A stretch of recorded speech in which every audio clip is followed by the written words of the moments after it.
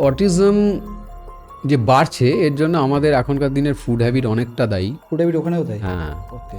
কারণ যিনি জন্ম দিচ্ছেন সেই মা, তিনি কী ধরনের মুড নিয়েছিলেন ডিউরিং প্রেগন্যান্সি এবং তিনি কী ধরনের অ্যাক্টিভিটি করেছেন, সেগুলো সবই কিন্তু কাউন্ট হবে তার বাচ্চার ক্ষেত্রে। হ্যাঁ, এত বড় এফেক্ট হবে। তার আমি একটা এক্সাম্পল দিচ্ছি। শিওর।